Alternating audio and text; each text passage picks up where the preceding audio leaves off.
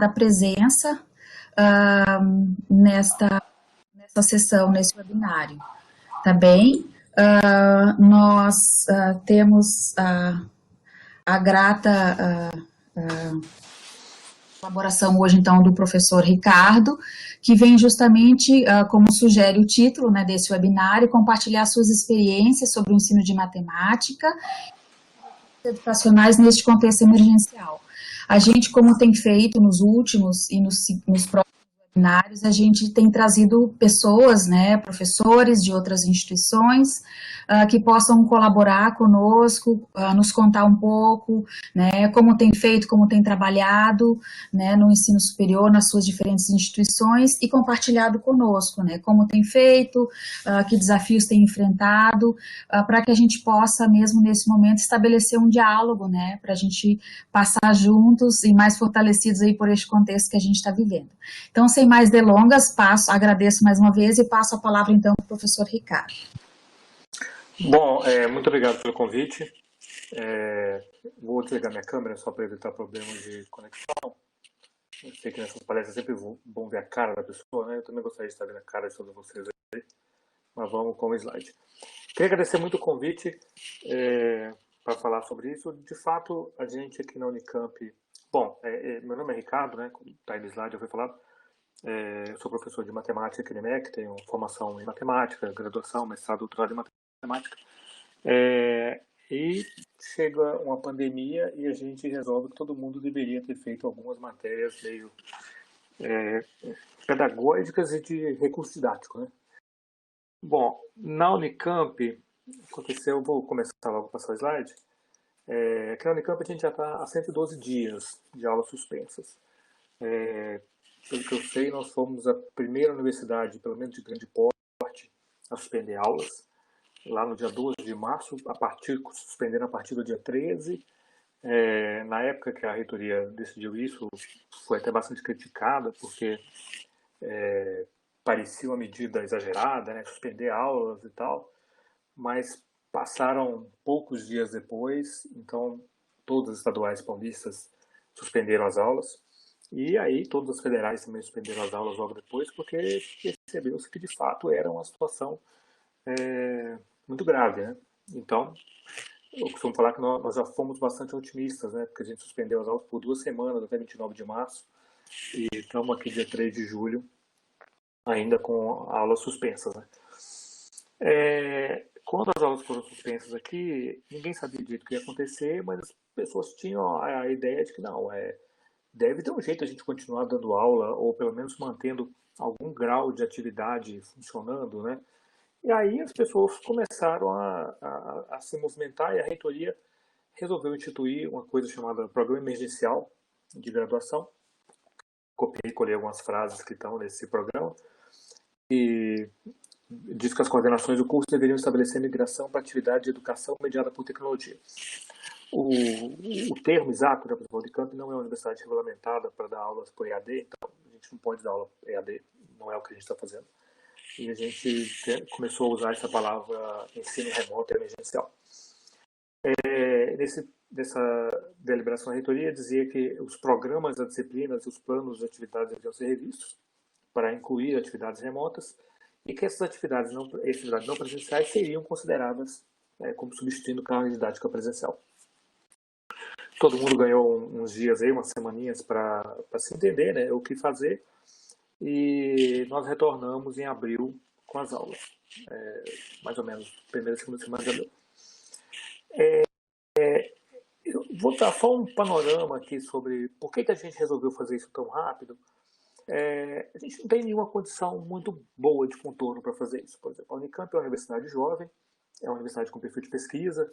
Então, assim, há pouco tempo atrás, mais da metade dos nossos alunos eram alunos de mestrado e doutorado. Então, assim, é uma universidade focada em pesquisa, né, em produção de ciência. A gente tem um percentual enorme da produção científica brasileira concentrada aqui na Unicamp. A maior parte das nossas disciplinas elas são oferecidas sem muito uso de metodologia ativa. Posso falar isso com certeza na área de matemática e tal. A maioria das disciplinas são disciplinas bastante tradicionais, né? E a gente começou a não saber o que era uma atividade mediada por tecnologia. Todo mundo tinha a impressão que assim, a gente vai ter que dar aula pelo computador.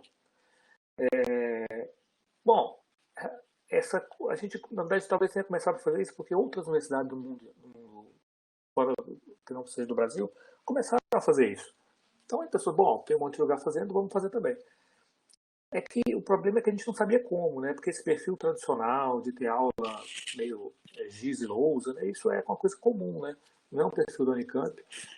Esse perfil talvez seja de todas as universidades brasileiras, da maior parte das universidades mundiais. Então, quando tem uma pandemia, aula suspensa, as pessoas querem tentar de algum jeito não perder o semestre e é montado um programa emergencial, a gente começou a ter um monte de perguntas. E devem ser as mesmas perguntas que vocês também tiveram por aí e ainda devem estar tendo, porque a gente também tem muitas delas aí. Como é que vai ser esse negócio de aula online? Como é que vai ser, por exemplo, a gente fazer reunião de conselho de congregação online? A Unicamp já assinava o Moodle há muito tempo e também a gente tem a assinatura do G Suite do Google, então a gente tem o Google Classroom, mas a gente usava meio para comunicação com o aluno, né? Não usava de verdade como ferramenta. É claro que a gente não sabia como gravar vídeo, se é que gravar vídeo é a melhor forma de dar uma aula, e o calendário vai voltar, não vai voltar? Será que a gente vai parar por 15 dias depois volta a aula presencial? Essas aulas que eu vou dar online, será que eu vou precisar repor de novo? Como é que vai funcionar? O problema de sempre das provas, né? Que a gente vai ter que falar muito sobre ele hoje. Como é que vai ficar a frequência dos alunos nessa história? Como que eu vou medir a frequência do aluno se ele está na atividade não presencial? Então é complicado, né? E tem outras questões técnicas, né? Será que os alunos têm equipamento para acompanhar as aulas? Será que eu consigo acompanhar a aula por um celular, ou precisaria do tablet, do notebook, alguma coisa? E mais, né? Será que os alunos têm? Mas será que eu tenho, né? Será que o docente tem equipamento para fazer isso? Porque a gente sabe mexer em pacotes que a gente usa sempre, né? E não é, para a maioria dos docentes, uma coisa normal de ter que gravar aula, de editar vídeo, então a gente não sabe fazer isso. Bom, eu acho que as perguntas também são as mesmas de vocês aí. Vou tentar focar essa palestra. Vou falar algumas coisas gerais do Unicamp, mas eu vou falar bastante do Instituto onde eu trabalho, que é o Instituto de Matemática Estatística e Computação Científica, o IMEC. O IMEC é responsável pelas disciplinas de matemática, estatística e matemática aplicada da Unicamp, né? Nós temos um pouco mais de 100 docentes e nós somos, em termos de matrículas de graduação, nós somos responsáveis por maior parte, nós somos o instituto que concentra a maior parte de matrículas. Porque assim, o aluno entra, então ele tem que fazer, aluno de engenharia ou de um curso de exatas tecnológicas, ele tem que fazer um cálculo 1 e uma geometria analítica. No segundo semestre ele faz um cálculo 2, um álgebra linear, depois ele faz um cálculo 3, ele faz uma estatística, ele faz um cálculo numérico. Então assim, nós cuidamos de 15 mil matrículas por ano. 15 mil conta com duplicidade, claro, né? O aluno faz mais que uma disciplina. Então, assim, a gente oferece quase 450 turmas por ano. Nós cuidamos dos nossos cursos internos, temos 4 cursos de graduação com 860 alunos e temos 5 programas de pós-graduação. Então, assim, é um instituto muito grande.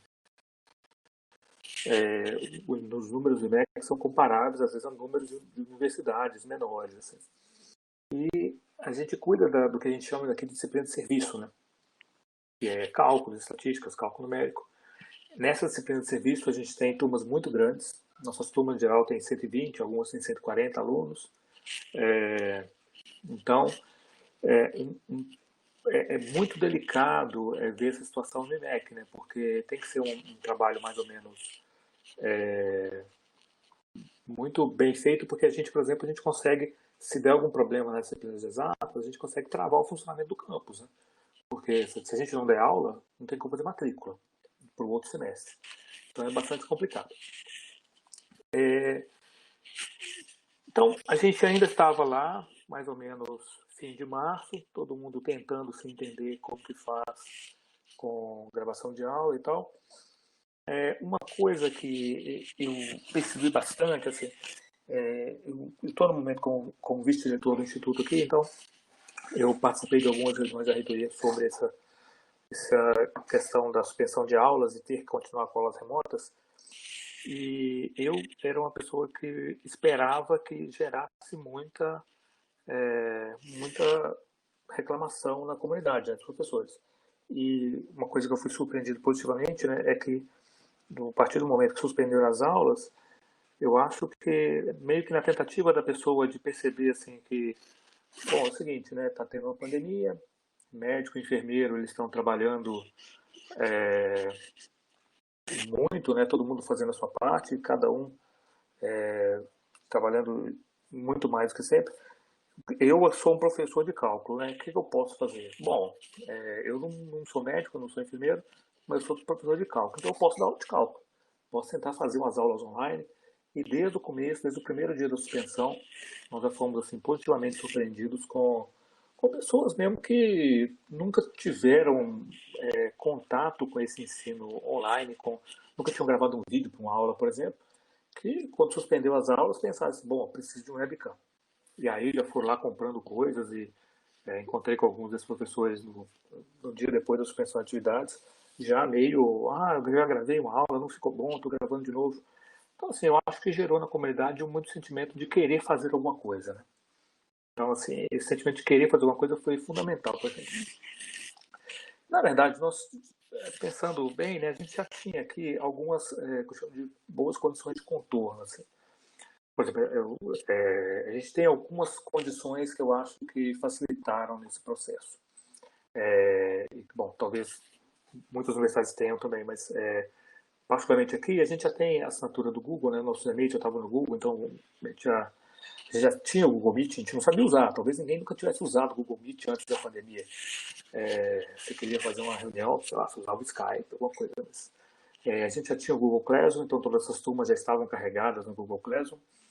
A gente já tem o Moodle há muito tempo e muita gente usa o Moodle. Eu, particularmente, nunca tinha usado o Moodle. Eu não sabia fazer nada no Moodle, tive que aprender esse semestre. O pessoal da estatística aqui do MEC usa bastante o Moodle para organizar as aulas. E, assim, uma coisa que, coincidentemente, foi muito boa é que nos últimos anos a gente já tem aqui na Unicamp organizado palestras sobre novas metodologias de ensino, por meio de um órgão que chama EA Quadrado, Espaço de Apoio ao Ensino e Aprendizagem, é um órgão da Pró-Reitoria de Graduação, e que, por exemplo, organiza um congresso chamado de Inovações Curriculares, que é um congresso que traz, como o próprio nome diz, inovações curriculares, coisas que estão acontecendo por aí no ensino de exatas e tal. A gente teve, por exemplo, muito recentemente um evento sobre como produzir podcast como mídia educacional. A gente tem tido várias palestras sobre uso de tecnologias, uso de metodologias, por exemplo, saúde invertida no ensino de matemática e engenharia. Eu não estou dizendo para vocês que a gente aprendeu a fazer isso tudo nos últimos tempos. Estou dizendo que existiram palestras. Que às vezes a gente ia, às vezes a gente não ia, às vezes a gente ouvia falar. E confesso que a gente talvez tenha dado menos atenção do que deveria para esses eventos. Mas como sempre tinha alguém que ia, a gente sempre agora recrutou essas pessoas, né? Escuta, você foi na palestra sobre saúde invertida? Explica aí pra gente. Então, mesmo durante o oferecimento tendo afetado poucas pessoas, né?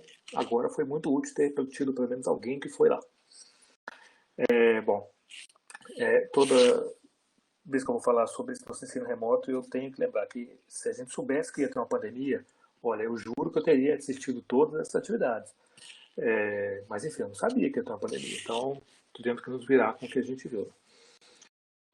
Tem outra vantagem particular do IMEC aqui, que as disciplinas do ciclo básico, né, os primeiros cálculos, são disciplinas de matemática, matemática aplicada e estatística, que todas as engenharias fazem, mais ou menos, elas são lecionadas em regime coordenado já há muito tempo. Então, assim, as turmas seguem mais ou menos a mesma programação aula a aula e usam a mesma referência bibliográfica e fazem a mesma prova. A gente sempre fez isso para tentar manter um certo nível das provas, né? Porque a gente espalha os alunos em várias turmas. Então, depois o aluno tem que ter, por exemplo, as notas têm que ser comparáveis, né? O 7 na turma A tem que ser equivalente ao 7 na turma X. Então, por isso que a gente dá esse curso coordenado. E um outro recurso muito bom que a gente tem aqui é que lá em 2013, 2014, quando, mais ou menos pouco tempo depois que foi criada a Univesp, a Universidade Virtual do Estado de São Paulo, que aí sim é uma universidade estadual paulista que só tem cursos EAD, a Univesp, para começar as aulas, eles fizeram um convênio com a USP, com a Unicamp e com a Unesp, de gravar algumas aulas. Então vieram na universidade com a equipe de filmagem, câmera, microfone e tal, e filmaram as aulas. Nessa época não foi feita nenhuma preparação especial, não foi feito um curso específico para EAD ou para a Univesp, eles simplesmente filmaram o que estava acontecendo na aula lá. Bom, onde não tem nada, né, qualquer coisa serve. Então, assim, isso aí já foi muito bom para o começo. E agora está servindo muito bem para a gente. Por exemplo, aqui na Unicamp, lá em 2013, 2014, nas disciplinas exatas, a Univesp gravou o nosso curso de Cálculo 1, quando o Renato Pedrosa, o professor Renato Pedrosa, que hoje é do Instituto de Geociências, lecionou. A minha aula de geometria analítica na disciplina foi gravada. Primeira vez que eu dei esse curso, e aí lembro que a coordenadora chegou e falou assim: escuta, tem um pessoal querendo gravar umas aulas aí, você pode? Bom, eu acho que era meu segundo semestre na Unicamp, eu estava em estágio probatório, né? E aí você não fala muito não, né? Nessas épocas aí. Eu falei assim: claro, pode gravar. Bom, o curso está lá. Tem coisas boas, tem coisas não tão boas, mas ficou gravado. E nossa disciplina de cálculo 3 também, da professora Cat, foi gravada. Então nós temos essas. E a Univesp deixa no YouTube esses vídeos, né? Então existem os vídeos de todas as disciplinas aí no YouTube, livres para quem quiser. E, bom, isso é muito útil em tempo de pandemia, né? Quando você precisa ter material online para o aluno estudar, nada melhor do que ter a sua própria aula, né? Porque a ementa é a mesma, então, mais ou menos aquele curso é o curso que foi dado em 2003, é o mesmo curso que está sendo dado hoje. Bom, então para essas três disciplinas, pelo menos, a coisa estava mais ou menos bem encaminhada, né? Você podia, o professor que está dando a disciplina agora, ele pode recomendar os vídeos, pode fazer mais alguns materiais e dá para os alunos irem acompanhando o curso remotamente. Mas é claro, aí você pergunta, bom, por que o cálculo 2 não está gravado? Bom, porque não achava pessoas para gravar na época, né? Também não era tão fácil assim conseguir voluntários para gravar, porque tem vários problemas, né? Assim, bom, o vídeo está lá até hoje, né? Então não é muito fácil que a pessoa aceite fazer isso. Bom, para a disciplina que não tem vídeo gravado, a gente teve que aprender. E aí, como que a gente faz? Nós começamos a mandar uns e-mails para a lista de docentes. Você escuta, a gente começou um período remoto emergencial. Você pode ajudar alguma coisa? Alguém sabe alguma coisa aí? Nós somos 100 docentes. Não é possível que ninguém saiba nada sobre gravar vídeo, fazer essas coisas. E aí, a gente começou a falar assim, olha, já que você sabe, então grava um tutorial para a gente, ensina as pessoas a fazer as coisas. E aí apareceram muitos voluntários com bastante material, dizendo, olha, eu já fiz uma reunião. A professora Tatiana, que foi a primeira que foi lá no Google Meet, aprendeu a usar os recursos, gravou um videozinho explicando para gente. O Guilherme Ludwig, a gente tinha um grande problema de gravar aula, né? Assim, a parte técnica mesmo. Sei que vocês tiveram um webinário recente aí sobre como fazer isso. Então a gente procurou internamente aí quem já tinha feito, quem sabia fazer. Parece que o Guilherme aprendeu também. E aí gravou o vídeo pra gente. Em particular, ele gravou usando o OBS e o Shornal aí, porque grande parte dos nossos docentes usa Linux, né? Então são programas Linux para gravar. Eu fiz uma pequena notazinha, coloquei até no meu blog lá de como gravar vídeos usando computadores da Apple, como fazer no QuickTime e tal, como fazer as coisas.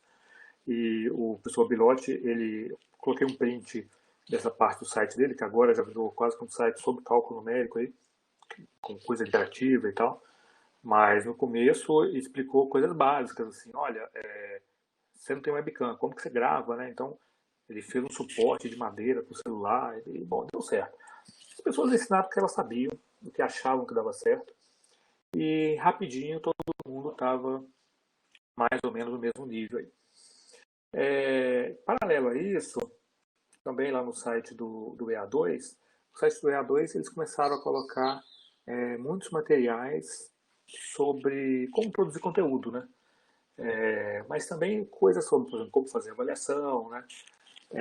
Como fazer coisas online. Esse site, lembro que ele começou pequenininho e hoje já está super organizado, já tem um site realmente muito bom, tem muita coisa lá. E a gente foi, a Unicamp foi criando esse repositório central, cada unidade acabou criando o seu, no banco de aulas deles mesmo tem um link para o nosso. Aqui no IMEC a gente criou uma página com central de informações, tanto de Covid, né, tanto como trabalhos acadêmicos que os nossos docentes têm feito, como também de coisas educacionais, né, de estratégias educacionais, o que fulano está fazendo em tal disciplina. Então a gente criou um site que concentra tudo isso, todo mundo pode ir lá e dar uma olhada. E aprendemos. Em poucos dias aí já estávamos aprendendo. E era uma coisa muito rápida, porque às vezes uma pessoa descobria uma coisa e já mandava por WhatsApp, por e-mail. Você escuta, aprendi a fazer tal coisa, olha só, dá para fazer aí também. Queria mostrar agora uns dois próximos slides aí, alguns exemplos do de como está e tipo de coisa que nós produzimos aí na disciplina. Né? Então eu pedi licença para os colegas aí para... Eu descobri isso aí vasculhando o site do Instituto mesmo. E as imagens não estão muito boas, mas acho que dá para vocês verem. E, bom, o slide fica disponível depois, você consegue ver melhor qualidade. Isso aqui é um print de alguns professores, em particular o Paulo Silva, que está dando nossa disciplina de álgebra linear esse semestre. Que eu pedi para eles foi assim, olha, me conta como você está fazendo e manda um print de tela. Então, esse é o print, ele está fazendo vídeo estilo Khan Academy, né? Que ele vai escrevendo e falando, manda os vídeos para os alunos pelo Classroom e horário de dúvida pelo Classroom também, tal, pelo Google Meet. Eu fiz questão de colocar o tipo de tecnologia que foi usada, o aplicativo e o hardware e tal. Esse no meio aqui era o suporte que eu comentei que o professor Bilotti tinha feito. E, bom, o site dele está muito melhor que esse suporte aqui hoje. O suporte já era bom, porque ele conseguia produzir, rabiscar slides, né? Que é uma coisa que a gente até consegue fazer no Meet, riscando um PDF, mas realmente eu acho que esse tipo de apresentação, de você ver a mão da pessoa, é muito legal, porque tem uma mão, né? É um humano que está ali, né? Então, a gente não está podendo ver ninguém, então pelo menos você vê a mão da pessoa. Algumas pessoas fizeram coisas mais elaboradas, né? Coloquei até o link do canal do YouTube do professor Jaime aqui. O Jaime começou a fazer vídeos para explicar cálculo 1, e mesmo já tendo os vídeos gravados, muita gente quis fazer o próprio vídeo, tanto explicando matéria quanto explicando exercícios. Uma coisa fantástica, vou deixar para vocês irem lá e verem o vídeo do Jaime. Ele já está no ponto que os vídeos têm até uma abertura, né? Então, assim, já está virando youtuber profissional aí. A gente tem também algumas pessoas que fazem uma aula mais ou menos tradicional no tablet. Então, você grava uma aula no iPad, no tablet, e aí você explica durante a aula, faz um vídeo explicando e tal, e manda para os alunos. Coisas bem tradicionais, você pode fazer aula, preparar a aula manualmente, escanear, e aí você vai meio passando o mouse, mais ou menos igual eu estou fazendo aqui, explicando para os alunos. Essas estratégias funcionam muito bem, por exemplo, em aulas mais avançadas, né, porque nossos cursos de pós-graduação também continuam funcionando remotamente. Outro caso que a gente tem na Unicamp, um curso de Profis, que é um curso de formação geral para alunos de escola pública, né? Então o melhor aluno de cada escola pública de Campinas, ele vem para a Unicamp fazer o Profis, depois ele pode entrar num curso superior sem fazer vestibular. E o professor Chico, que está dando esse curso, dá esse curso há muitos anos, também está gravando os vídeos.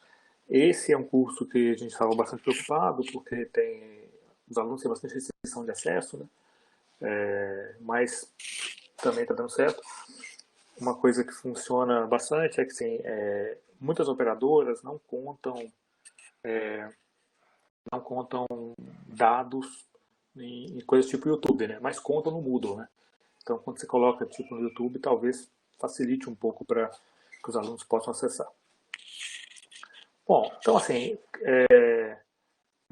começando a gravar os vídeos, você começa a ter que alterar também os programas das disciplinas, né? Então, por exemplo, copiei e colei do nosso site do curso de cálculo 1, foi mais ou menos isso que a gente fez para disciplinas que já tinham vídeos.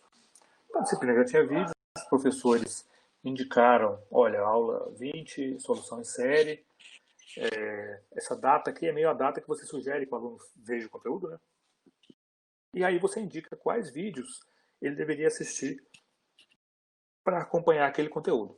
Como nós temos a aula gravada, o que o aluno vai estar assistindo é basicamente a mesma aula que ele teria presencialmente. E aí, com novas instruções aí, mesma situação, por exemplo, no curso de Geometria Analítica, que a gente também tem as aulas gravadas. Então, mesmo assim, alguns professores colocam na página assim, materiais complementares. Né? Então, o que quase sempre acontece é o seguinte: o professor dá uma aula, ele até dá uma aula ao vivo pelo Meet, uma aula síncrona, né? Mas o objetivo é menos dar a aula e mais ter o vídeo, porque um dos recursos fantásticos do Meet é ele gravar a sua apresentação. Eu tenho feito isso com meus alunos mesmo, eu falo, olha, eu vou estar lá dando aula online, mas quem quiser aparecer, apareça. Mas o objetivo é mesmo ter um vídeo gravado. Então, e depois o professor compartilha tanto o vídeo dele explicando e costuma compartilhar também as notas de aula. Um PDFzinho com meio a lousa, né? O que eu escrevi nessa lousa. E a gente deixa uns horários de atendimento aqui.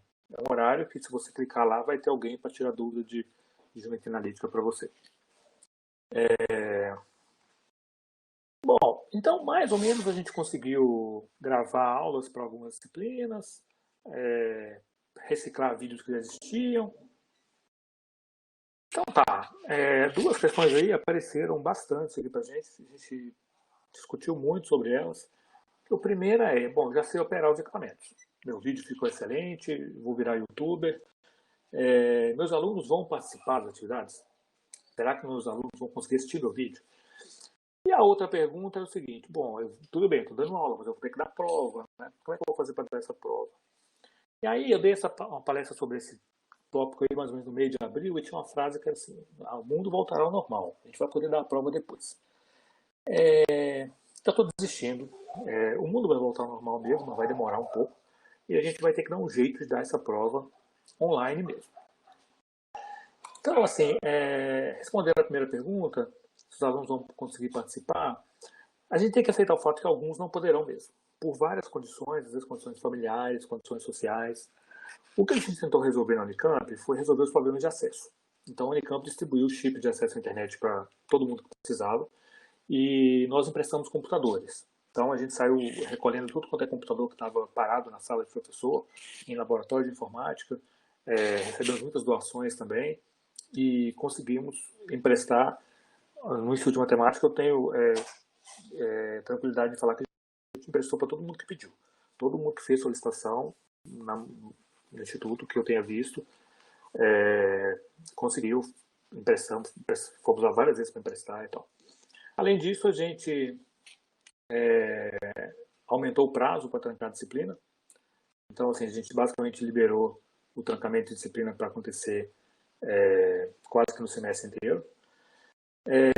E uma preocupação muito com isso é assim, as aulas síncronas, ou seja, a aula ao vivo, ela é complicada porque o aluno pode ter restrição de acesso.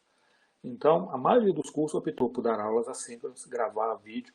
Essa estratégia de gravar o Meet e deixar disponível é muito boa, porque você atende quem quer aula ao vivo e quem não pode. Porque assim, muita gente só tem em casa um equipamento, tem que compartilhar com o pai, com o irmão, com a mãe, todo mundo fazendo escola em casa, home office, mas às vezes ele pode ter um tempinho dele lá. E tem muitas situações familiares que às vezes dificultam o acesso dos alunos ao computador. Então, mas a gente acha que na Unicamp, na verdade, nas disciplinas exatas, a maioria tem conseguido acompanhar as disciplinas. E para quem não consegue mesmo, a Unicamp deu muitas chances aí do aluno fazer o curso depois, né? Aumentou o tempo de integralização, então tentou resolver da melhor forma que a gente conseguiu. E aí tem o problema da avaliação, né? O problema da avaliação é o seguinte, nós como professor, eu me incluo nessa categoria aí, que assim, a gente gosta de dar prova. Não é que a gente gosta de dar prova, não precisa dar prova, porque você talvez faça parte até do trabalho que a gente é pago para executar, né? Você tem que ensinar e verificar a aprendizagem, você tem que verificar se o aluno aprendeu aquilo que você ensinou. E nós, professores de matemática, a gente em geral dá 3 provas no semestre, né? 3, 4 provas, o aluno na sala de aula fazendo a prova, 2 horas para completar. Quase, sei lá, vou chutar um percentual, 98,5% dos cursos de matemática avaliam os alunos desse jeito. E aí os alunos estão em casa, a gente também está em casa, ele está tendo que fazer de alguma forma uma prova remota. E a gente começa a se preocupar como que garante para não acontecer fraude. Essa lista aqui, eu estou ensinando para o aluno o que ele pode fazer, né, com a aula remota, né, se a noção de ética dele permitir. Primeira pergunta é assim, como é que eu garanto que o aluno está fazendo a prova? Outra coisa, e se o aluno estiver fazendo a prova usando o computador? Ele está no Wolfenalpha, no Matemática. Hoje em dia tem aplicativo de celular que resolve, você fotografa, ele dá a solução da equação, né? Tem outro problema, e se você distribui a prova você fala com o aluno, a prova é individual. E se eles fazem um grupo no WhatsApp para resolver a prova? E mais, né? Suponha que o aluno fraudou, sei lá, alguma coisa assim, e ele não aprendeu a matéria. Se ele não aprendeu o primeiro curso de cálculo, o que, é que ele vai fazer no segundo curso de cálculo? Complicado, né? Não sei muito bem como responder isso aí, mas eu acho que a gente devia parar de achar que o aluno vai fraudar na primeira oportunidade que ele tiver. Assim, os nossos alunos, a maior parte deles são até maior de idade, né? Então, o que tem que fazer lá com eles, minha opinião, é o seguinte, olha, você agora é responsável pela sua aprendizagem. Então, assim, se você fizer um curso e não estiver aprendendo, você vai se dar mal no futuro.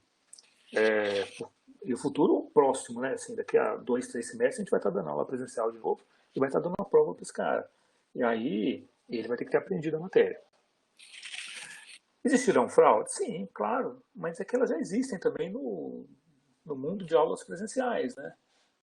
Então, assim, existem alunos que colam. Então, eu acho que o aluno que cola na prova presencial vai arrumar um jeito de tentar fraudar a atividade online. Mas a maioria deles são pessoas, não faz esse tipo de coisa, né? Então, talvez seja esperado que ele também não vá fazer isso quando ele está lá na casa dele. Então, assim, isso como colocar o aluno como personagem principal na aprendizagem, né? Assim, olha, quem tem que aprender é você, cara. Então, tenta estudar a matéria aí, tira dúvida. A gente, com esse ensino remoto, acaba dando muito mais oportunidades para os alunos tirarem dúvida, né? Do que em geral, porque é mais fácil tirar dúvida para quem tem acesso, né? Porque você tem que tirar dúvida com o professor presencialmente, tem que sair de um lugar no campus e para outro. Então, assim, mas essas questões, não vou enganar vocês, assim. Essa frase ela é mais bonita do que aconteceu, né? Porque é de fato uma preocupação muito grande dos professores de como garantir a qualidade dessa avaliação remotamente. No começo a gente estava achando até que a gente ia poder voltar, então assim, a gente achava que ia poder voltar, repor algumas aulas e poder avaliar presencialmente. A gente não descobriu que não vai poder, descobriu algum tempo que não vai poder, vai ter que terminar online mesmo. No caso do IMEC, assim, a gente optou por manter todas as disciplinas em regime remoto, tanto no primeiro semestre e também no segundo semestre. Então, nós já decidimos que o segundo semestre também vai ser todo remoto. Em particular, nosso primeiro semestre acaba agora dia 22 de agosto, o outro começa meio de setembro e na matemática todas as atividades serão remotas, todas as aulas continuarão do jeito que estão sendo, online, provas online. E no segundo semestre a gente já vai poder usar a experiência desse, né? Algumas coisas que a gente fez não deram exatamente certo, mas a gente agora já sabe o que deu errado e vai poder fazer um pouco melhor. Mas assim, é preciso muita conversa, né? É preciso, na verdade, um tempo para as pessoas refletirem, né? Claro que da prova online parece uma ideia muito ruim, né? Mas se você pensar um pouquinho, não vai fazer tanta diferença, vai? Porque assim, eu acho que é possível fazer atividades que avaliem os alunos remotamente. Bom, especificamente, então vamos lá. Como que vocês deram prova? Algumas disciplinas mantiveram o estilo de prova tradicional, que a gente já sabe. Provinha, PDF da prova, coloca o PDF no site, o aluno entra lá, baixa o PDF, resolve a prova, fotografa e devolve. Quanto tempo depois que ele devolve? Bom, devolve 2 horas depois, 3 horas, 8 horas, 24 horas. Ele devolve pelo Classroom, pelo Moodle. E se ele não devolver? Bom, se ele não devolver, ele está com zero. Se ele atrasar? Bom, você pode não receber com atraso, pode receber com uma multa na nota. Então, assim, muitas disciplinas nossas fizeram isso, estão aplicando provas e está dando razoavelmente certo. Razoavelmente certo porque, assim, né, às vezes tem problema de conexão, né? Então, às vezes tem problema, aí o aluno reclama que não pode devolver porque ficou sem internet. Essa situação acontece e temos que ver o que fazer com isso. Algumas disciplinas trocaram a avaliação de nota para alguma coisa mais qualitativa. Mas uma coisa importante que ajudou bastante a gente aqui foi o fato da Unicamp ter dado a liberdade para professores trocarem a nota, a gente usa nota numérica aqui, de 0 a 10, por conceito. Então, se você achar que os critérios de avaliação que você está usando esse semestre, as suas provas online, elas de fato não conseguem dar uma escala de quem foi melhor que quem na sua nota, você pode dizer que assim, olha, eu vou somente avaliar se foi suficiente ou insuficiente. Então, algumas disciplinas, em particular nossas disciplinas do ciclo básico, cálculo 1, cálculo 2, geometria analítica, bom, cálculo 2 não sei, cálculo 1 e geometria analítica pelo menos estão fazendo isso. E é um recurso para que o professor fique mais tranquilo, né? Assim, se o aluno participou das atividades, devolveu no prazo, fez tudo, ok, foi suficiente. Se é suficiente foi um 7 ou um 9, eu já não sei, porque eu não sei se ele fez como que ele fez a prova e tal. Isso foi uma coisa muito boa que a Unicamp conseguiu fazer. Exemplo prático disso, por exemplo, peguei agora há pouco lá no nosso site de cálculo 1, o site aberto, é público. Então, assim, o pessoal recomendava, né, o conceito de aula online era basicamente esse aqui, mais algum complemento que o professor quisesse fazer. Ele recomendava o que ler, quais exercícios resolver, tinha um gabarito para os exercícios, quais vídeos assistir, e aí o PDF da prova estava liberado lá. Então o aluno entra no site, ele digita o RA dele, a matrícula dele, o número de matrícula, e aí tem um algoritmozinho que pega esse RA e diz para ele quais questões de um arquivo PDF com várias questões é o que ele vai ter que fazer. Então, basicamente, você pega esse RA do aluno, dá uma embaralhada, e aí você diz para ele, sei lá, eu confesso que eu não sei quantas questões tem nesse PDF, mas suponha que tenha 20 questões. E aí, baseado no RA dele, você vai sortear lá 4, 5 questões para ele resolver. Então, você vai resolver a 1, a 3, a 13, a 15, a 18. E aí, ele vai resolver isso, escaneia ou tira foto e devolve pelo Classroom. E, em particular, eles deram 2 horas e meia para o aluno fazer isso. Essa estratégia foi feita também pelo pessoal do curso de Cálculo 3, então muitos cursos fizeram isso.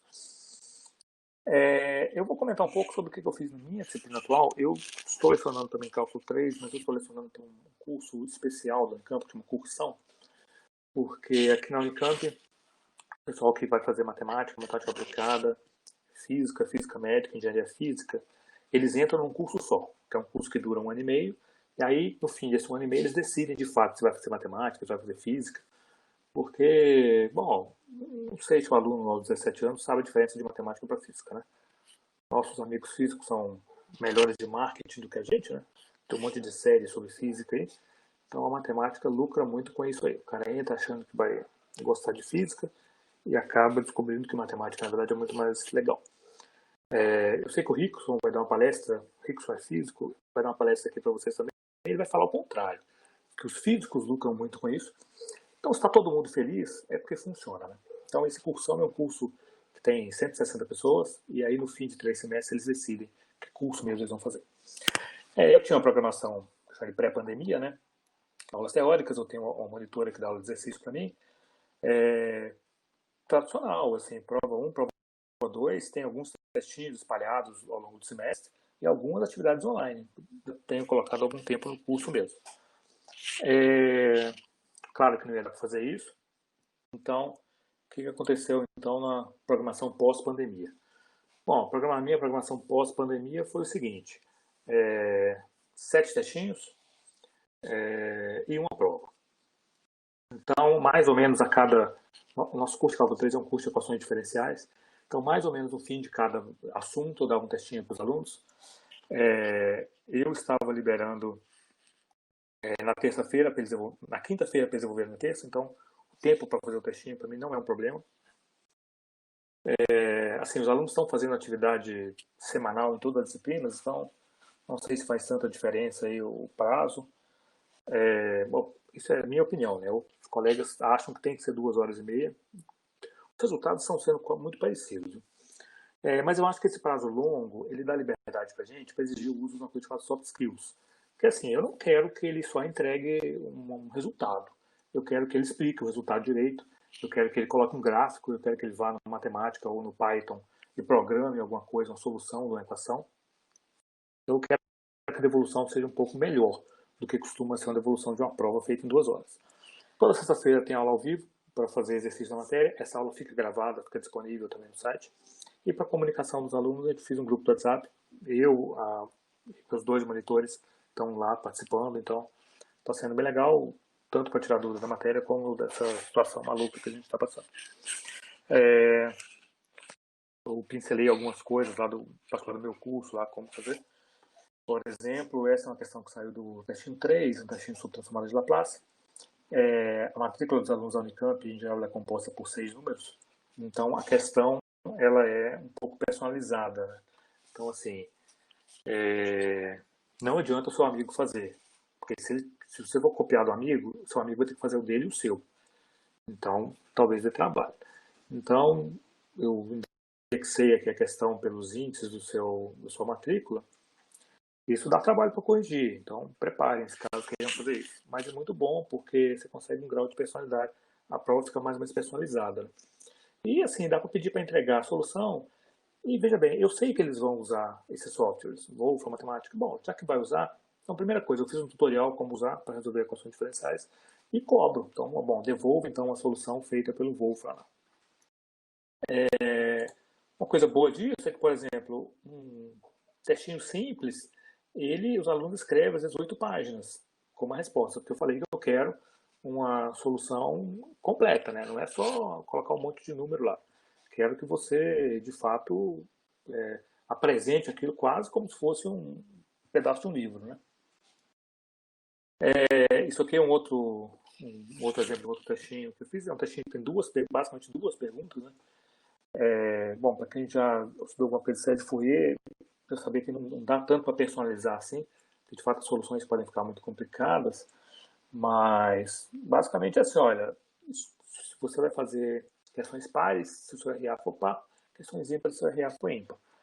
Então, basicamente vai ter que fazer 2 questões e como resposta, por exemplo, é comum alunos entregarem, sei lá, um trabalho de 15 páginas. Eu tenho 90 alunos na turma, então também dá algum trabalho para resolver tudo isso. Mas, assim, eles estão fazendo entregas muito melhores, são trabalhos são testinhos de muito mais qualidade do que a gente costuma ver numa prova, de coisas muito mais detalhadas. Acho que o resultado está sendo muito bom. E eu leio todas com algum grau de detalhe, não percebo coisas que estão sendo copiadas. Em todo caso, o que eu pedi para eles foi assim, olha, eu quero que você entregue o seu individual, mas você pode, se quiser, fazer com colegas. Como tem questões personalizadas, né, você vai ter que acabar fazendo o seu mesmo. Mas caso você faça com alguém, me diga com quem você fez. Tem funcionado bastante, às vezes eles fazem duplas, eles fazem em trios, a maioria faz individual mesmo. E a minha metodologia para aula, bom, faço o slide fica disponível na véspera da aula, coloquei no meu site lá todo, agora aqui já está completo, acho que minha última aula é segunda-feira agora, então já tem todos os slides com vídeos gravados, com as aulas dos monitores, então o slide fica disponível na véspera da aula, no dia da aula ou na véspera, um dia depois, eu ou posto uma aula no YouTube ou gravo no Meet, e aí eu pego o slide, rabisco o slide lá, esse vídeo fica disponível para eles depois. A minha monitora faz a mesma coisa, ela faz slides, dá aula ao vivo usando slides, e o vídeo fica disponível para todo mundo. Aí no vídeo ela rabisca o slide e tal, e fala, né? É bom às vezes a pessoa explicar o que está fazendo. Então, assim, não faltam recursos. Aí você vai perguntar, bom, você já deu um monte de textinho, né? E as notas? Bom, e as notas, né? As notas estão bem, estão muito bem. Estão muito, diria que são muito melhores do que no semestre normal. E não se iludam, não é porque eles têm alguns dias para devolver o textinho. As médias da turma de cálculo 3, em que você precisa devolver a prova 2 horas e meia depois, a média também está bem superior a uma média normal, né? A média de um primeiro semestre de um ano genérico qualquer. Tem uma explicação. Aí a explicação depende se você é dessas pessoas que vê o copo meio cheio ou meio vazio. Uma explicação os alunos estão fazendo o testinho com consulta. Eu também acho. Eu acredito bastante nessa explicação. Mas, bom, eu não ligo. Porque, assim, a minha questão não está no livro, tenho certeza. Bom, não tenho certeza. Se você pegar 50 livros de cálculo, talvez tenha algum deles. Mas na minha referência bibliográfica, nas minhas 3, 4 referências bibliográficas, não está. Então eu invento a questão, coloco no textinho. Então ele vai ter, de fato, que ler no livro, aprender alguma coisa para fazer o textinho. Bom, se ele leu, aprendeu e fez, é isso que eu quero do aluno, né? Eu não faço questão de que ele decore, que ele pegue e feche o livro, porque eu, particularmente, não acho que matemática é sobre decorar formas, e eu acho que esse é um erro muito grande exigir essas coisas decoradas dos alunos. Mesmo porque, tenho certeza que meu computador, meu celular resolve integrais melhor que eu. E o que eu tento ensinar para os alunos é pensar matematicamente, ou seja, é pensar como fazer. E você tem que saber fazer, claro que você tem que saber fazer, mas não precisa ser de cor. Né? Você não vai, 2 semestres depois de ter feito um curso de cálculo 3, se você vê uma EDO na sua frente, não necessariamente você vai sair resolvendo ela se for um método muito complicado. Então, eu confesso que eu peguei esse slide, coloquei no grupo do WhatsApp para os meus alunos lá, falei assim, olha, escuta, eu vou dar uma palestra depois da manhã e estou explicando as suas notas altas desse jeito, o que vocês acham?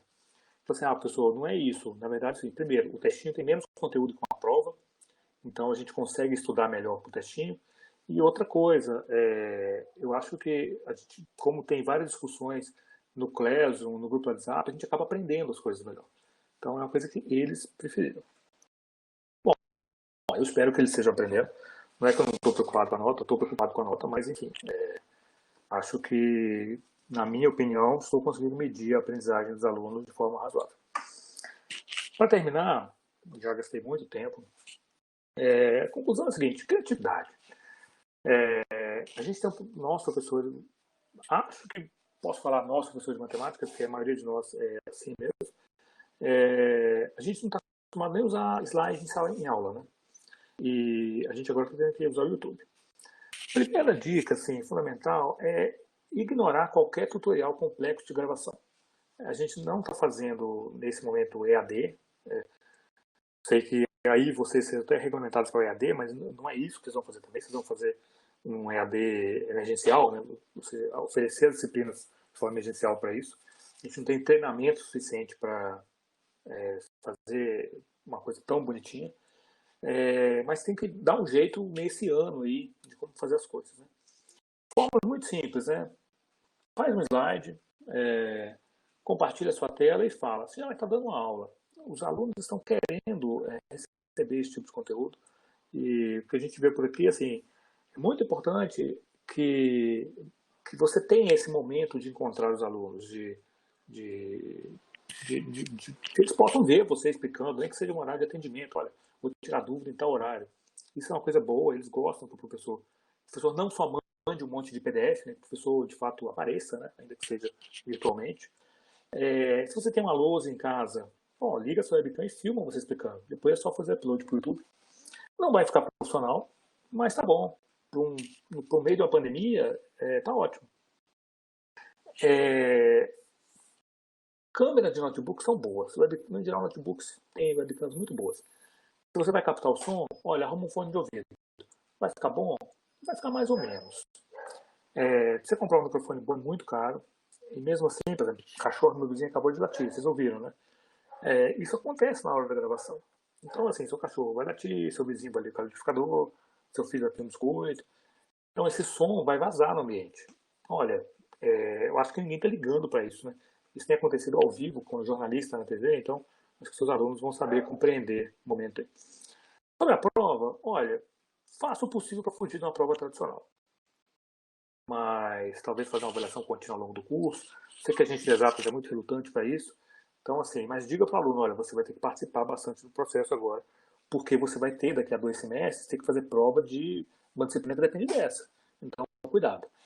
Eu acho que, assim, é um momento de criatividade, começar a pesquisar no Google mesmo, como gravar aula, e eu acho que você tem que decidir o melhor setup para você, se é qual software, qual coisa.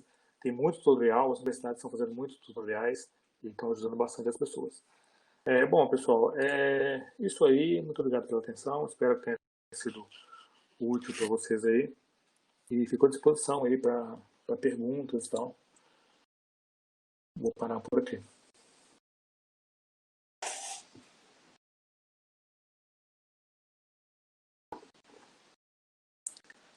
Mas se eu vou parar, mas se a Cleidilene não me interromper, eu falo, né? Porque Não, não, professor.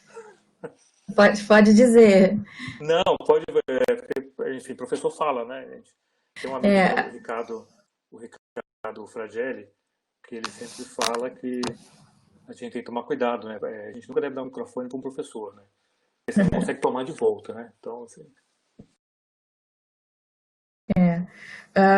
bom, a gente tem agora o espaço reservado para perguntas, né?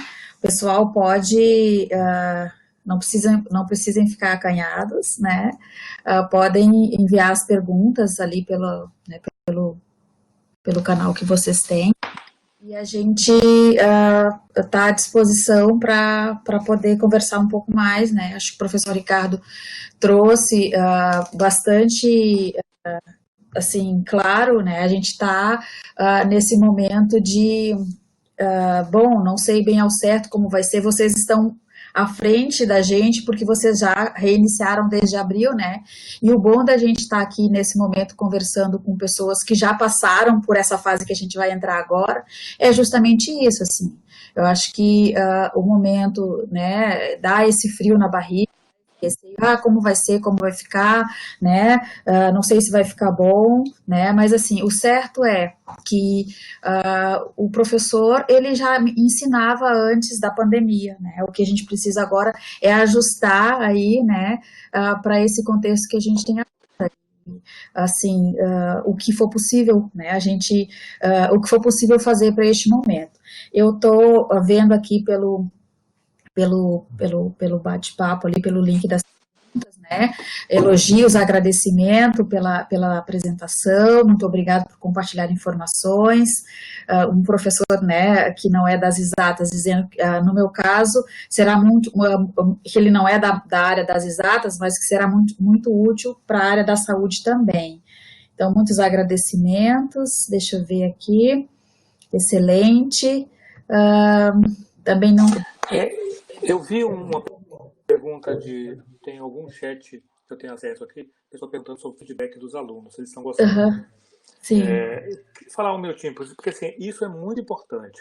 Na verdade, a gente começou a fazer isso, dar aula e tal, e a gente não sabia direito se estava nem funcionando, né?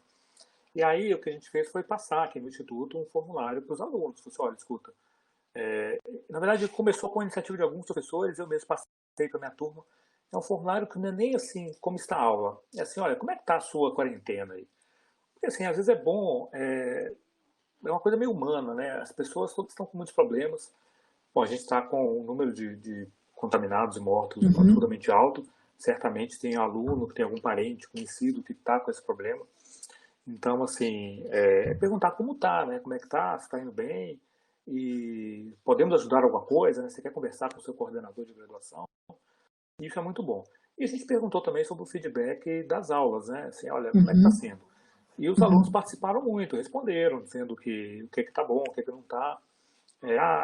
Uma das reclamações muito grandes é assim, olha, eu não consigo assistir aula no horário da minha disciplina.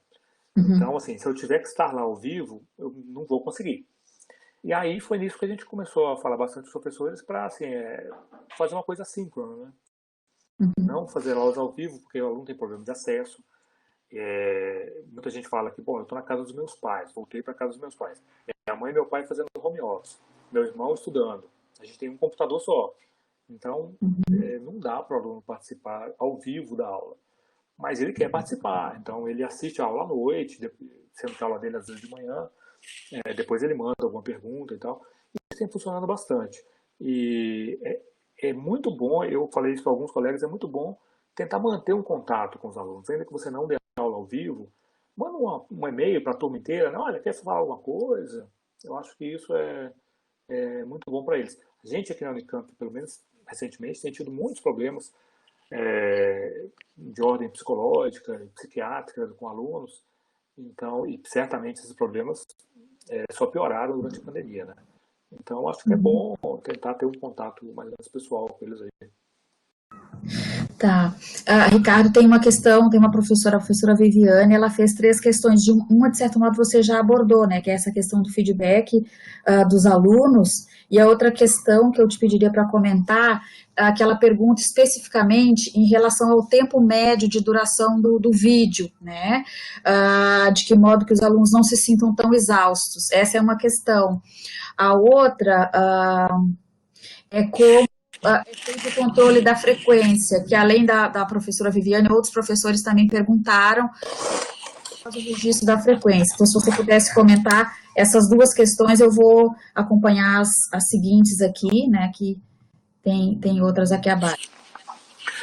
O tempo médio dos vídeos é muito complicado, né? Porque assim, se você vai gravar uma aula inteira online, tudo bem, a nossa aula aqui dura 2 horas.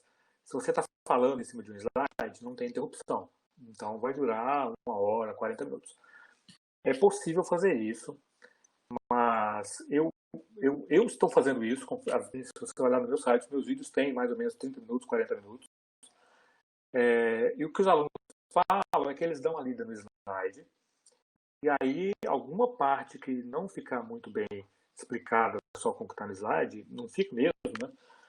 Eles vão no vídeo e olham especificamente aquela parte.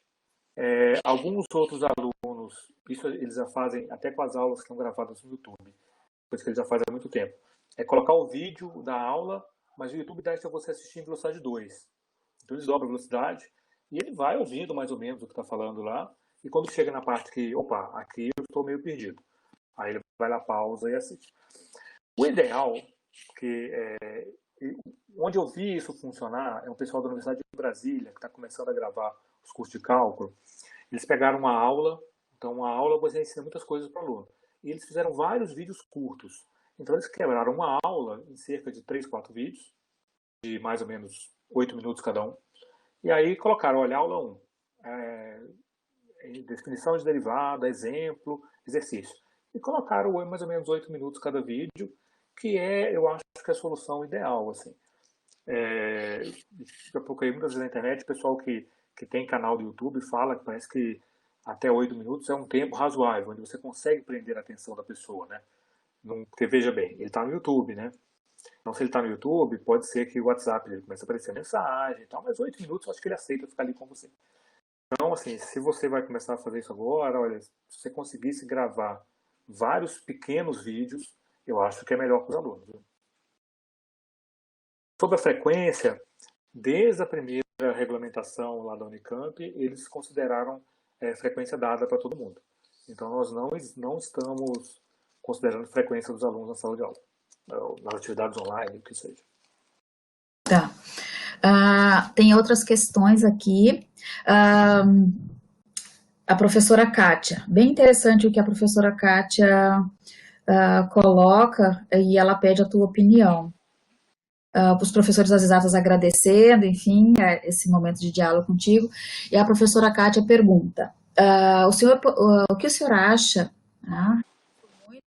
e pergunta, o que o senhor acha sobre fazer testes ao final de toda a aula e sortear para a semana seguinte alguns poucos alunos para defender as suas respostas, de forma que ao final do curso todos tenham feito pelos mesmos uma defesa e isso compor parte da avaliação. Eu acho ideal, assim, na verdade, assim, se você, a gente tem alguns cursos aqui na Unicamp, cursos principalmente disciplina de serviço, que a gente dá para as engenharias e tal, o pessoal tem pedido toda semana pelo menos um exercício. Então o aluno tem que fazer e devolver, pelo menos, eu acho que é mais que um, mas pelo menos um exercício ele tem que devolver sobre a matéria vista daquela semana. Essa coisa do aluno ter que defender, eu acho excelente. Se o aluno tiver condições de gravar até um vídeo, ele mesmo explicando, olha, você vai explicar esse exemplo para os colegas. Uma coisa que nas aulas presenciais, de algum tempo para cá eu passei a fazer, é assim, se você manda o aluno na frente resolver um exercício, a atenção dos alunos naquele momento é muito maior do que quando você está fazendo, né? Porque assim, é um colega deles que está indo no quadro tentando fazer. Eu até costumo falar com eles, agora vocês prestam atenção, né? Deve estar doido quando erra alguma coisa aí, né? Então, mas assim, o jeito como o aluno faz um exemplo, resolve um exercício, ou explica alguma coisa, é diferente da gente, né? A gente já sabe aquilo há muito tempo. Então, você, às vezes, já explica de um jeito que talvez nem seja o melhor jeito para o aluno aprender. Um outro aluno aprendendo é muito bom. Uma atividade que eu fiz aqui no meu curso que eu achei muito divertida e que os alunos participaram, eu propus para eles uma coisa que eu chamei de duelo de equações. Então, assim, o aluno preenchia um forms e ele desafiava um amigo, ele mandava uma equação para o amigo resolver. E, assim, muitos participaram, foi bem legal. E é uma atividade, assim, meio interativa, né, que faz a turma se movimentar, né? É uma Uhum, coisa bem legal, assim. Eles têm que participar. Não adianta você ficar mandando PDF para os alunos e eles verem. Eles têm que uhum. participar. E é uma questão que você falou, né? A própria dinâmica dos próprios professores também. Tem mais de um professor de uma área. Vou dar um exemplo. Aqui na UFSP, sou eu e mais duas professoras que dá disciplina de saúde. O que nós pensamos, né? Estamos fazendo neste momento? Trocando ideias de como que a gente vai organizar. Assim como os professores podem conversar entre eles da mesma área, os alunos da mesma forma. E, assim, na verdade, a aprendizagem, acho que a gente precisa se dar conta, e a gente vive isso o tempo todo, é que a gente aprende de diferentes formas, por diferentes meios. Então, eu posso aprender com o meu colega enquanto eu resolvo. Então, ele fazer a prova com o colega é um momento de aprendizado também, né? Então, é algo que é bem salutar, bem interessante, e vai estar trabalhando não só o conteúdo em si, o conhecimento matemático em si, ele vai estar trabalhando outras habilidades, né? A habilidade de argumentar, de contra-argumentar, né? Esse pensar matematicamente que você falou envolve números, né? Envolve números, mas também toda uma forma de encarar esse processo aí de compreender como é que o conhecimento é construído. Temos aqui mais algumas perguntas em relação se você teria, assim, como nos dizer é possível já se ter uma estimativa do número de trancamentos, né, de disciplinas lá na Unicamp, aí na Unicamp, perdão. Olha, aqui foi baixíssimo, baixíssimo. Uhum. Na minha sala, na minha turma de cálculo 3, comecei com 90 alunos e estou terminando com mais que 80. Então, assim, menos que 10%. Não, deve ter tido menos que 5% talvez.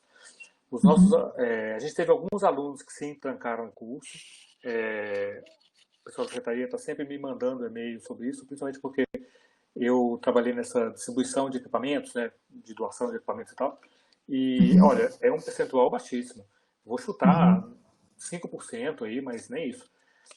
A gente achava que alguns cursos, por exemplo, a disciplina do Profis, que é o nosso curso para os alunos que estudaram em escola pública e vieram para o Unicamp, a gente achava que talvez Uhum. tivesse muito problema de estancamento, mas também não teve no Uhum. patamar que a gente esperava. Então, assim, é Uhum. baixíssimo. Os alunos realmente aderiram ao ensino remoto. Tem pessoas que têm condições muito particulares, por exemplo, se o aluno Uhum. tem filho, então, às vezes, ele não vai conseguir, agora que o filho também não está tendo aula. E aí, para esses Uhum. casos que a gente fez, assim, o aluno pôde trancar, e ele ganhou mais tempo para terminar o curso. Tá. Questão que tem a ver com isso que você comentou, né, a respeito da questão dos empréstimos, né, é feito uma pergunta de como é que foi feito o registro desse empréstimo, que a gente sabe, né, que tem alguma parte burocrática que é mais complicada, né, principalmente quando diz respeito à questão do responsável, o servidor público É. por este equipamento. Conta pra gente um pouco como é que vocês fizeram a questão do registro aí dos empréstimos. A Unicamp ela já tem há algum tempo uma deliberação que permite que as pessoas usem bens em residência. Então é muito comum, por exemplo, eu acho que as federais também têm isso, mas é assim, eu comprei um computador com o dinheiro do meu projeto da FAPESP. Então eu posso ficar com esse computador para uso na minha casa depois. É patrimoniado, é um bem patrimoniado, eu tenho um termo de uso, então é recomendado que eu faça até um seguro desse bem, porque se esse bem for roubado, estragar, a responsabilidade é minha. Mas a gente pegou esse mesmo termo, a Procuradoria instruiu a gente pegar esse mesmo termo e usar para os alunos. Então o aluno preenchia com RG, documentos pessoais dele, e ele seria o responsável por esse bem, que é um bem público, está patrimoniado, mas ele está cedido para uso na residência dele. Então a gente fez isso. É a mesma situação com chips de internet. A Unicamp adquiriu alguns chips e cedeu para os alunos alguns chips com a internet, e na mesma situação, os alunos preencheram um termo dizendo que só vão usar aquilo para fins acadêmicos.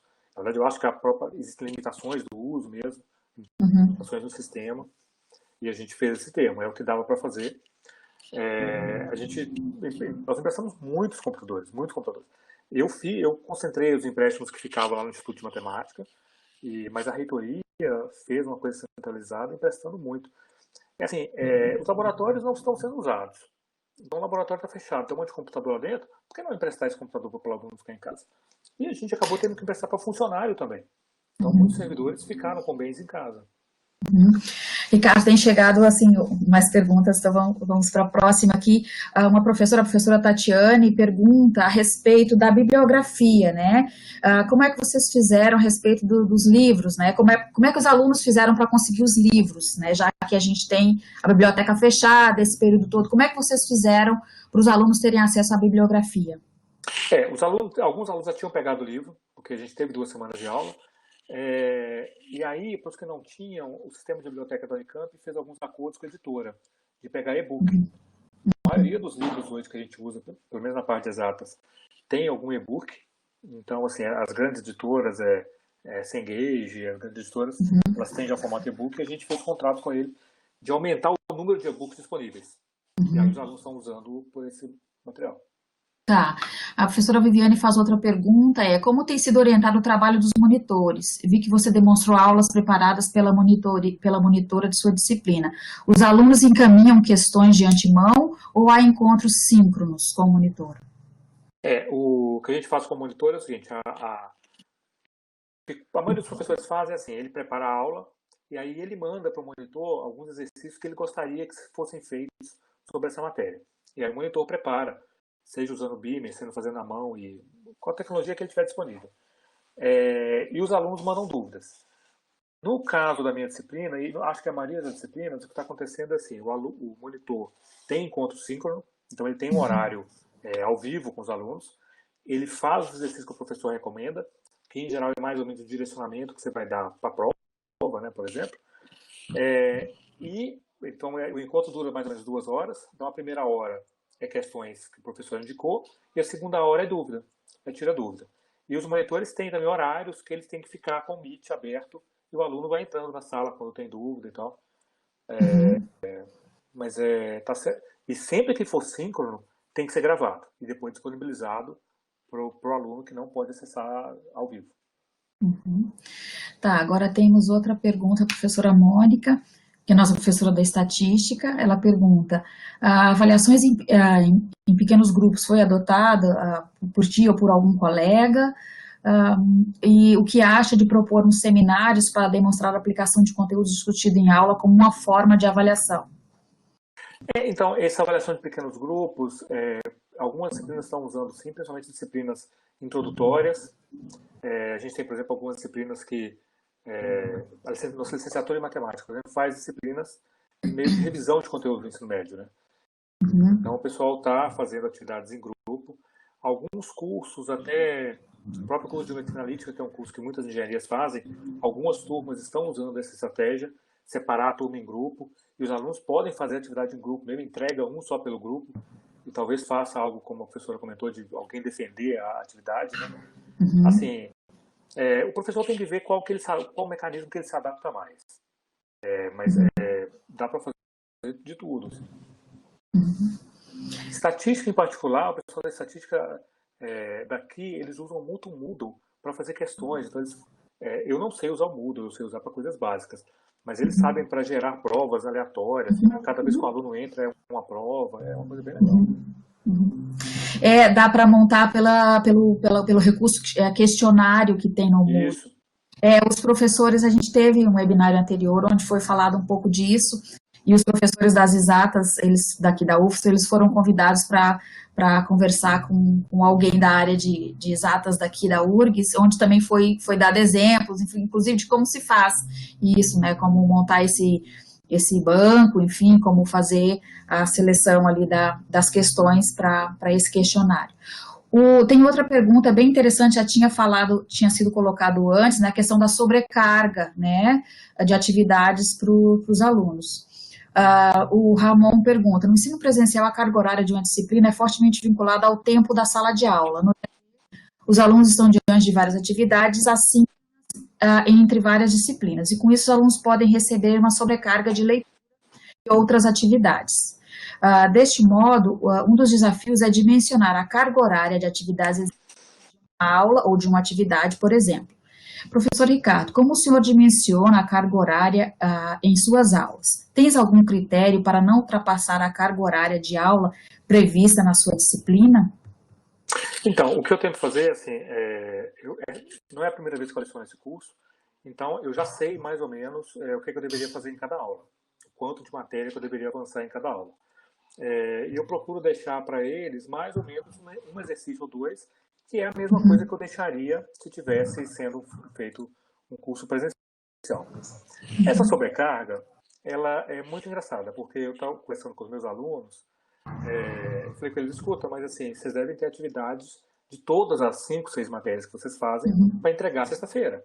E aí, como é que... Eu falei assim, olha, realmente, a gente tem muita coisa para fazer, mas assim, como cada matéria está avaliando meio que semanalmente ou quinzenalmente, em geral é sobre um exercício de uma parte pequena da matéria.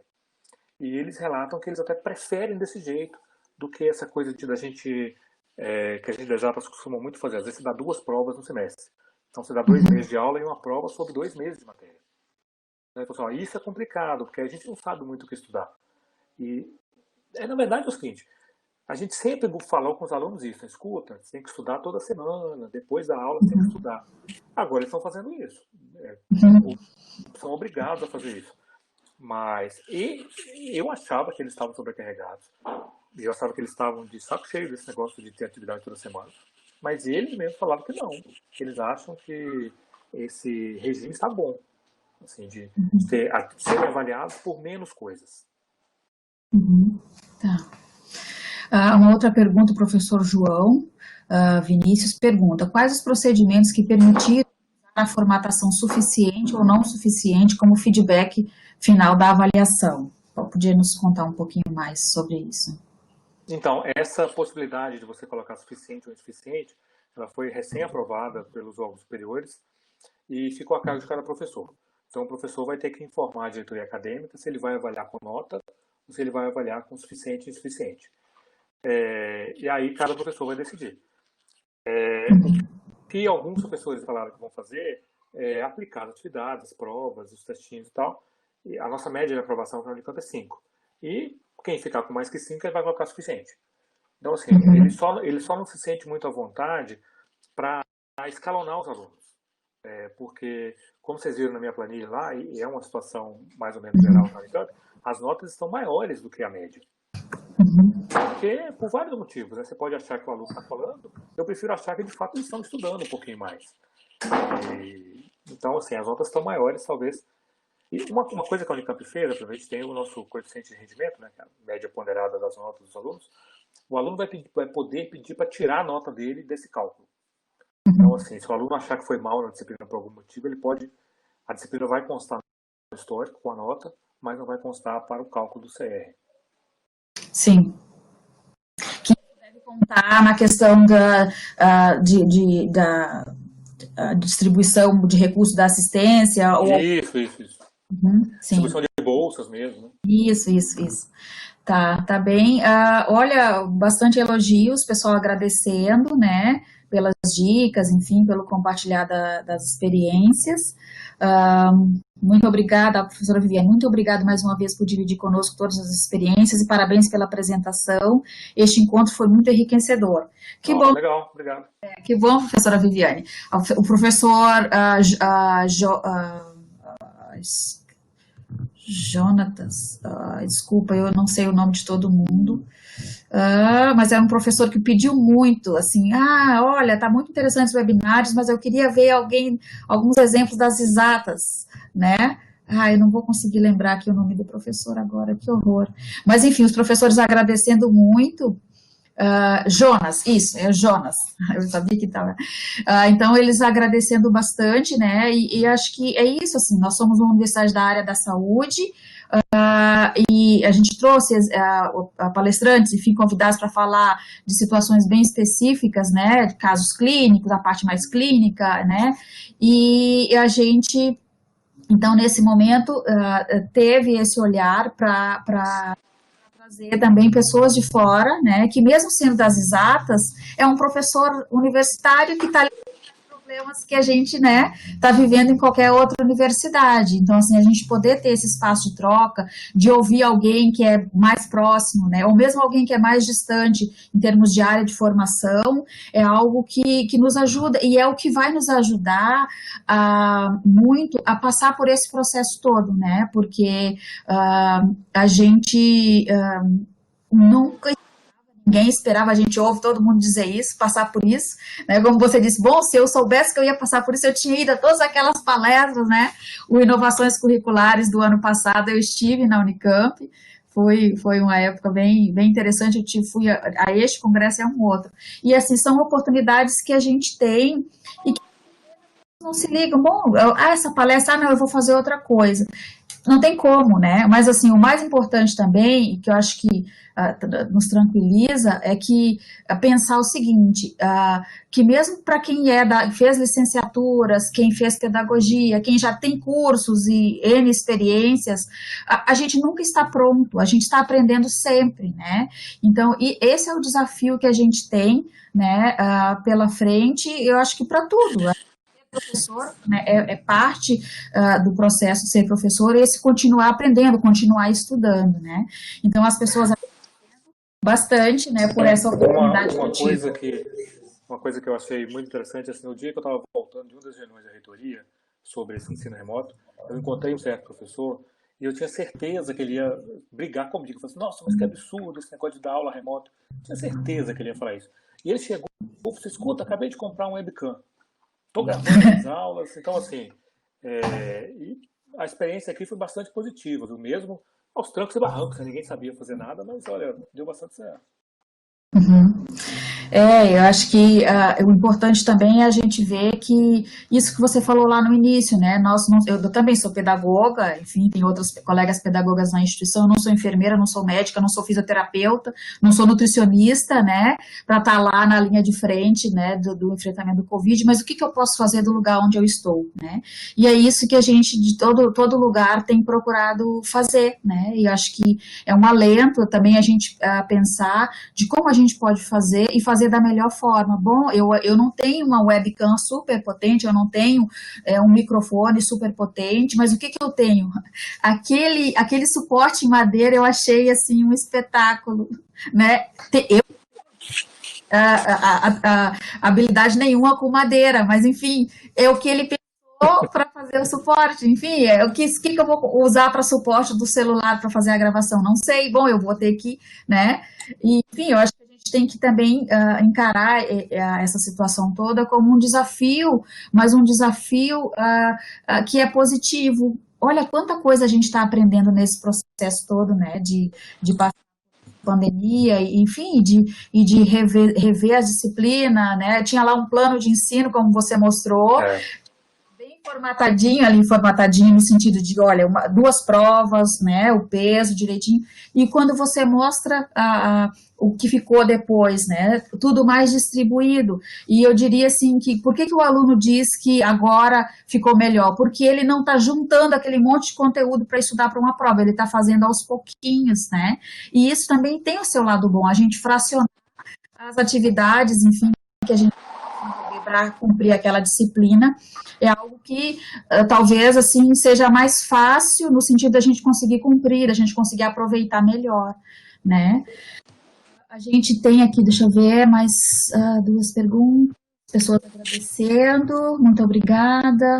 Uma coisa que lá no começo disso, lá em março, a professora do FRJ me convidou para um grupo do Facebook, que o nome do grupo eu até abri, que o grupo se chama assim, Professores de Exatas Passando Vergonha no Ensino Remoto. E é mais ou menos um grupo assim, olha, não sabemos nada, nunca fizemos isso, mas queremos gravar as aulas. Como que eu faço? E aí aparecia vários suportes de celular, que a pessoa pegava o Lego do filho, colocava um suporte de Lego, assim, deixava o celular funcionando. Coisa mais curiosa do mundo, mas a pessoa deu um jeito, né?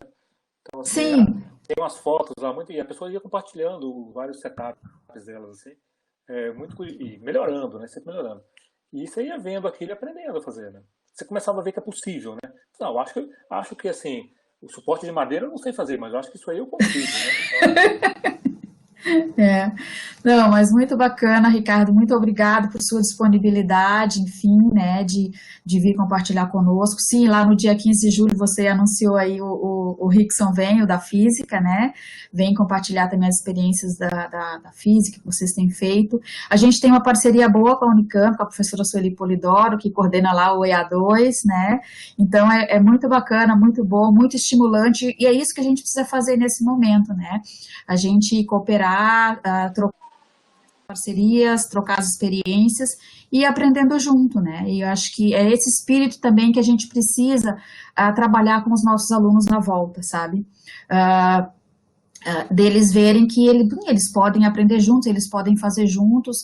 Isso não se, muitas vezes tem, às vezes o aluno de não fazer a pergunta, que é uma outra questão nesse contexto de agora, né? Que atrás lá de uma câmera, né, é, pelo Meet, enfim, o aluno não se sente constrangido, né, ou de escrever uma pergunta, porque muitas vezes as pessoas ficam, os alunos ficam com receio de perguntar, e aí eu costumo dizer, bom, não tem mal nenhum, se pergunta é porque tem dúvida, né, e não existe pergunta boba, se perguntou é porque está com dúvida, e se tem a dúvida, eu tenho que esclarecer a dúvida para ir adiante, né, mas é algo que a gente precisa desconstruir com a gente mesmo, às vezes a gente quer fazer uma pergunta, tem vergonha, eu tenho vergonha também, tenho vergonha, não, né? Não é porque eu sou professora, né? A gente tem vergonha de falar em público, né? Mas vamos lá, né? A professora Marilene, assim, gostei desse estímulo, liga a câmera e vai, né? Então, eu acho que é isso, e a gente agradece, não sei se mais alguém tem alguma questão, alguma pergunta, se não, acho que a gente está aí já próximo do nosso horário, né, que é às 18h. A a gente gente pode estar, agradece. a gente pode estar arrumando um grande problema para a gente, né? Porque eu tive um aluno mesmo que comentou outro dia que assim, olha, eu não sei mais se eu vou querer uma aula tradicional expositiva. Você, não, Olha aí, calma, calma aí, você vai querer sim. A gente está no início da pandemia. Mas não é isso. Esse aprendizagem vai ter que, esse aprendizado vai ter que ficar, né? Eu sim. acho que a gente vai É, aprender a fazer coisas melhores.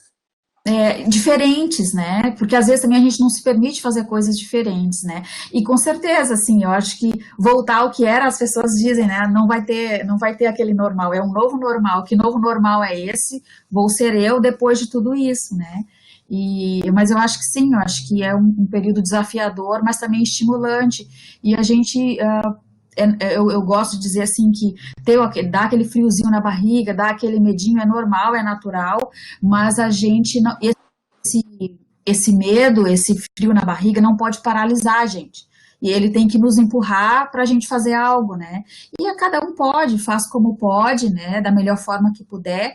E aos poucos a gente vai seguindo. Eu espero que o nosso semestre, reiniciando agora 3 de agosto, vai até lá comecinho de novembro. Então, eu espero que até lá a gente tenha essa sensação que você nos passou aqui agora, né, nessa conversa, desse feedback dos alunos e dessa sua sensação, né, olha, eu nunca usei, não uso o Moodle, não tenho familiaridade com o Moodle, mas o que eu sei fazer, o que eu posso fazer, né?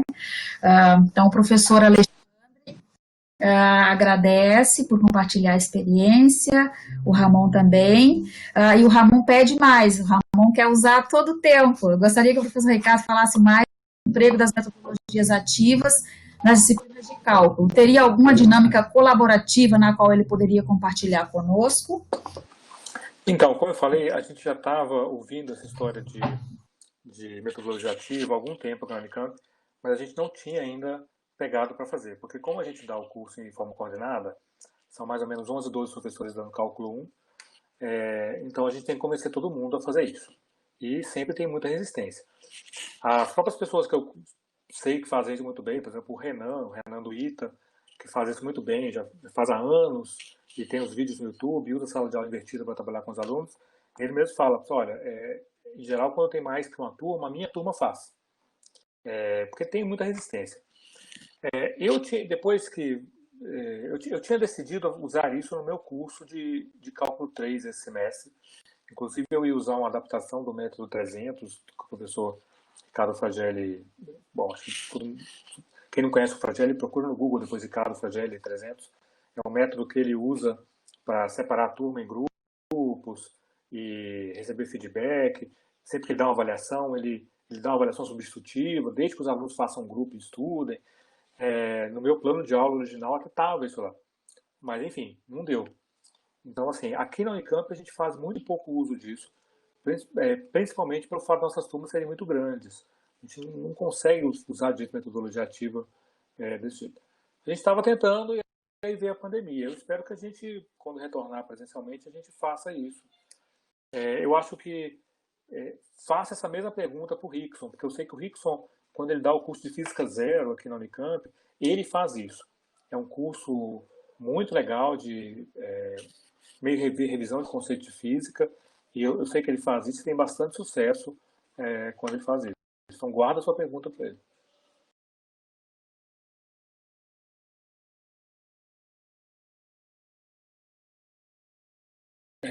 Não estou te ouvindo, Crislene. Perdão, estava desligado aqui. É que meu filho está tocando guitarra, eu fechei para não.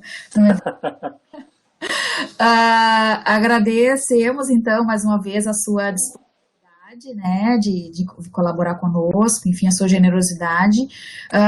E te desejar aí, né, também tudo de bom, né, no segmento aí das suas atividades e ficamos aí com o canal aberto para novos contatos, enfim, dias, né, o pessoal agradecendo aqui, o Ramon agradecendo aí o seu retorno. Então, Ramon, guarda a pergunta para o Rickson, para o dia 15, tá?